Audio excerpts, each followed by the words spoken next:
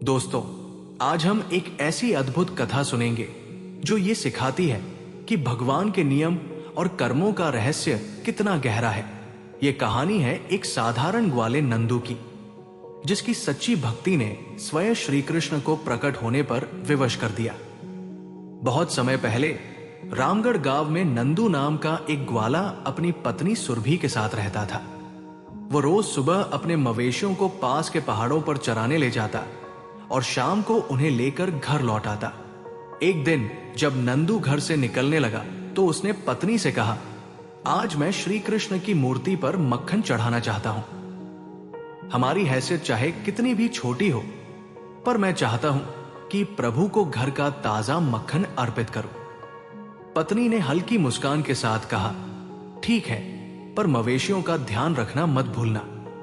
नंदू मक्खन लेकर अपने रास्ते पर चला और बरगद के पेड़ के नीचे स्थित कृष्ण की मूर्ति के सामने रुका।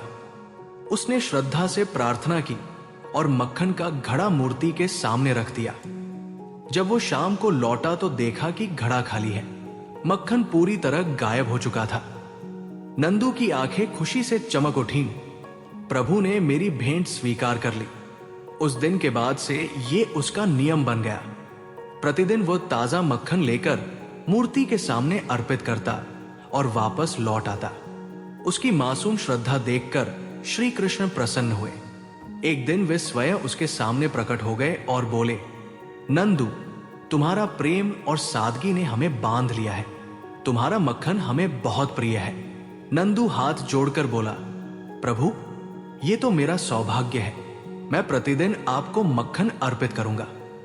कृष्ण मुस्कुराए और बोले, ठीक है, लेकिन एक शर्त है। यह रहस्य किसी से मत कहना।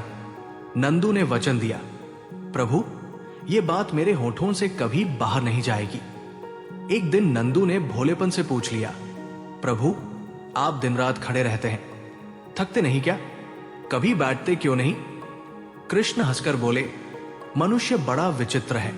जब तक भगवान उत्तर न दे तो लोग कहते हैं कि ईश्वर का अस्तित्व ही नहीं, और जब भगवान सामने आकर बोले तो उन्हीं को सलाह देने लगते हैं। अच्छा, अब कल से हम दर्शन नहीं देंगे। नंदू घबरा गया, नहीं प्रभु, मैंने गलती की, कृपया मुझे दर्शन देते रहिए। कृष्ण ने कहा, ठीक है, पर तुम्हें एक और परीक्षा देनी होगी। कल तुम इस पेड़ के पीछे छुपकर भक्तों को देखना। चाहे कुछ भी हो, किसी बात पर प्रतिक्रिया मत देना और हमारी उपस्थिति के बारे में कुछ मत बताना। नंदू ने हामी भर दी। अगले दिन नंदू पेड़ के पीछे छुप गया।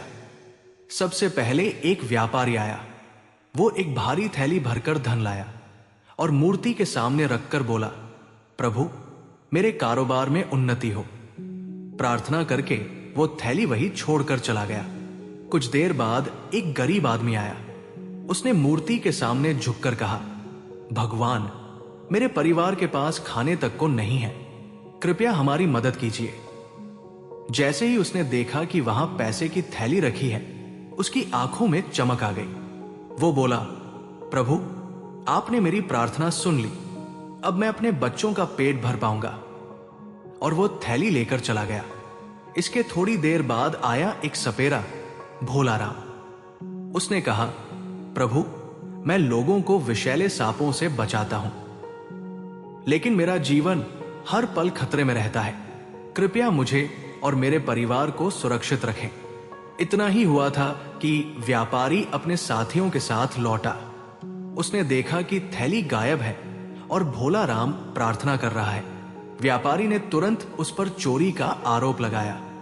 भोला राम लाग कहता रहा, मैं निर्दोष हूं, लेकिन किसी ने उसकी बात नहीं मानी। नंदू ये सब देखकर बेचैन हो उठा। उसने सोचा, अगर मैंने सच न बताया तो एक निर्दोष आदमी को सजा मिलेगी। उसने अपनी प्रतिज्ञा तोड़ दी और आगे बढ़कर कहा, भाइयों, ये पैसा भोला राम ने नहीं लिया। मैंने अपनी आंखों से देखा है कि एक गरीब आदमी इसे लेकर चला गया। व्यापारी और उसके साथी तुरंत गरीब के पीछे दौड़े और पैसे वापस ले आए। भोला राम को छोड़ दिया गया। नंदू ने राहत की सांस ली। मैंने एक निर्दोष को बचा लिया। पर तभी कृष्ण प्रकट हुए और बोले, नंदू, तुम्हें लगता है कि तुमने भोला राम को बचाया, लेकिन वास्तव में तुमने उसकी मृत्यु का मार्ग खोल दिया।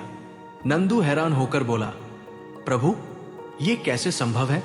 मैंने तो न्याय किया है। कृष्ण समझाने लगे, यदि भोला राम जेल जाता तो कुछ दिन बाद रिहा हो जाता और जीवित रहता, पर अब वो सांप पकड़ने जाएगा और वही उसकी मृत्यु हो जाएगी।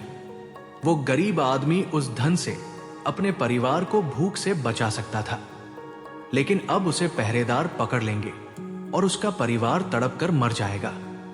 और व्यापारी, उसके पास इतना धन है कि इस नुकसान से उसका कुछ बिगड़ता नहीं। नंदू के पैरों तले जमीन खिसक गई। प्रभु, मुझसे बड़ी भूल हो गई। मैंने आपकी आज्ञा का उल्लंघन किया। कृष्ण बोले, नंदू, गलती तुम्हारी नहीं, ये सब पहले से ही नियति में लिखा था।